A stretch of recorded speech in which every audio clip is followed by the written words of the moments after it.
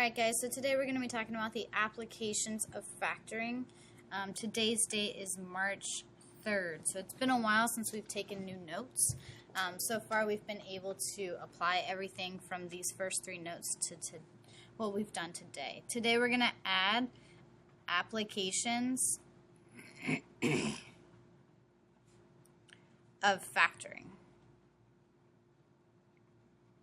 Okay. So first we're going to talk about area and perimeter, and make sure that you are pausing the video if you need to add this to your table of contents. Mine is on page 7. I want to make sure that everyone has this up and loaded and ready to go. Alright, so if we go to whatever page you're on, we title it Applications of Factoring. We're going to talk about just specifically area and perimeter today. So make sure you copy it down. You have the date, underline the title. So I just want to quickly go over like area versus perimeter. Okay, so we're only going to deal with rectangles in this unit, but it can apply to any shape that you're taking the area and perimeter of. Area is the space an object occupies, or shape occupies. So what that means is like the area of my notebook is the space that it takes up on my desk. Alright, if we zoom out and we look at like the area of this notepad compared to the area of my notebook, this notepad has a smaller area because it takes up a lot less space than my notepad, or than my notebook. And we find area by multiplying.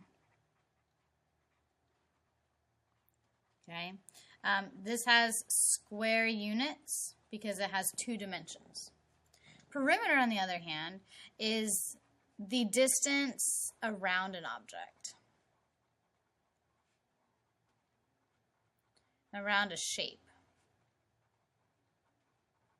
Okay, so an example of this would be like a fence that goes around the outside. Or if you wanted to like make some cards and you wanted to put like a border on it, that would be the perimeter. It is primarily the outside of a shape. And we solve for it through addition. The only time we're going to use multiplication when we're using perimeter is if we are we have 2 lengths that are the same, then we can multiply. But almost always it's going to be addition. So if we look at a rectangle,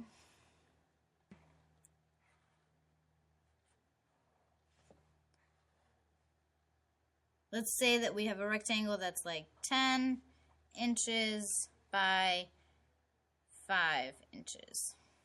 Okay? The area, we do the formula base times height. Alright? And my base is going to be the 10. That's my base. My height will be the 5. Okay, so what is 5 times 10, we ask ourselves? So it's 10 inches times 5 inches. So area is going to end up being 10 times 5, that's 50. I have inches times inches, so that is inches squared. All right. For that same rectangle, if we're going to add up all the sides, then I need to actually go ahead and label. So inches, 5 inches.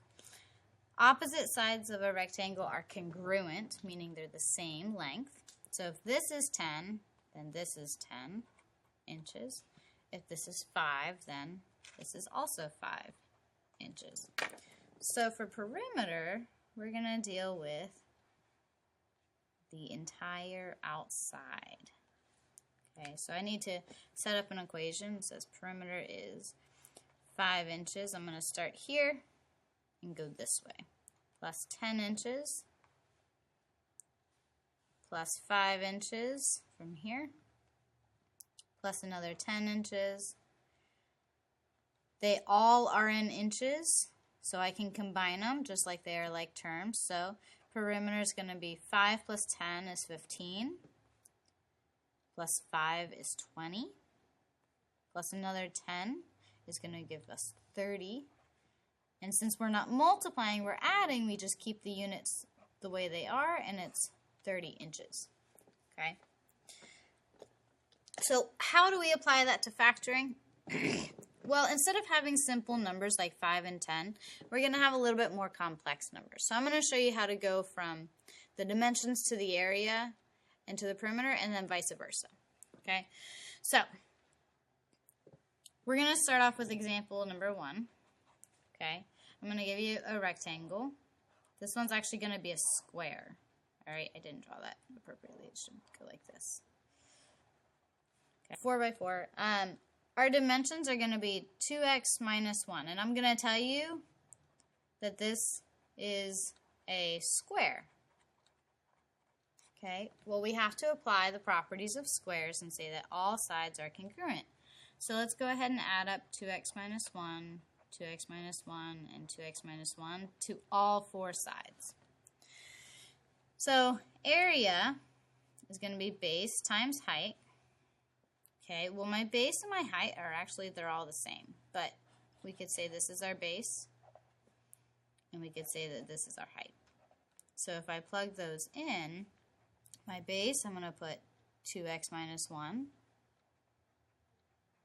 And my height is going to be 2x minus 1. Okay? So what we're going to do is we're going to then these are the two factors. We need to multiply them to get the area. So I could do box method, all right? Which is appropriate because we're doing a box. So we have 2x minus 1 and 2x minus 1. You could also do the FOIL method or the rainbow method. Take your pick. So 2x times 2x is 4x squared. Negative 1 times 2x is negative 2x. 2x times negative 1 is negative 2x. Negative 1 times negative 1 is positive 1. So my area right now is just an expression, 4x squared minus 2x minus 2x plus 1. I took care of all 4 of my boxes. Let's see, do we have any like terms? We do. So area is 4x squared minus 4x plus 1. Okay, so here's the trick. What if I told you that the area is 15 centimeters? So then A now equals 15 centimeters squared. So now we can actually use this in our zero product property to solve. So if I set 15 equal to 4x squared minus 4x plus 1, well, does it equal 0? No, but can we set it equal to 0? Yeah, if we subtract 15 from both sides,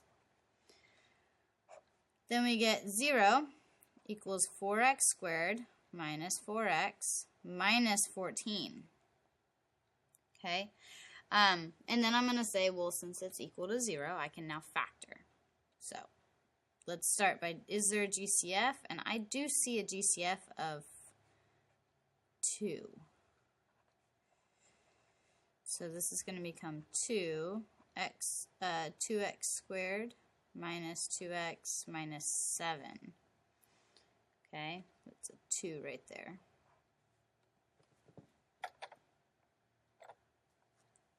Okay, so now I got to come over here and factor 2 times negative 7 is negative 14. I need two numbers that multiply to this, add to negative 2.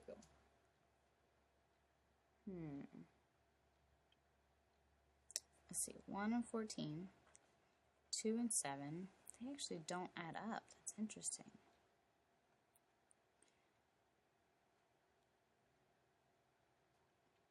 I'm sorry, guys. I think I made a mistake. So typically, we would be able to factor this and solve for x the way we did the zero product property. Okay? We're going to move on to a different example. All right? I'm sorry. We're going to keep the example, but we're going to move on to solving the perimeter. Okay? So let's say the perimeter is all the outside sides, right?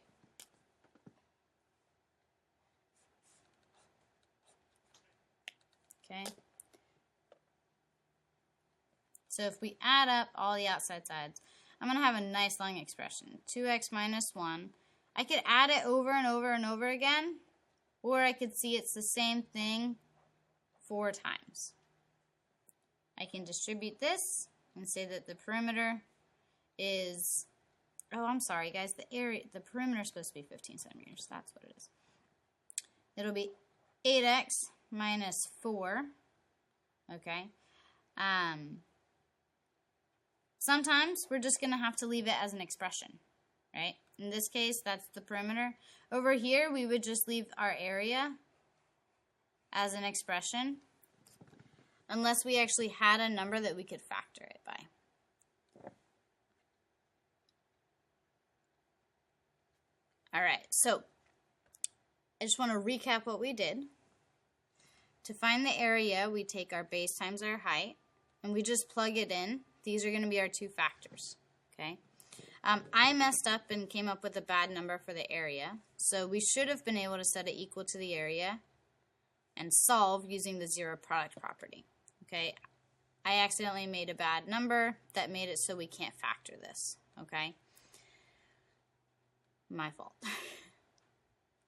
Even still, in the future, you should be able to set it equal to the area, the expression that represents the area, subtract whatever the area is. You're going to end up with 2 values, right? X equals something and x equals something else. Okay, you should end up with 2 like we have in the past. Here's the important thing. It's okay if x is negative, but when you take and plug x back in, so when x is plugged in for a side,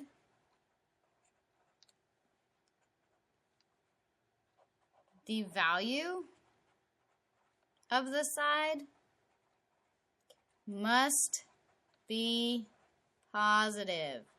Whoop. Positive.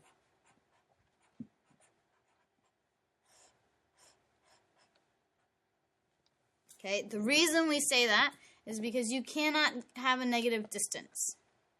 Okay, so side lengths must be positive. All right.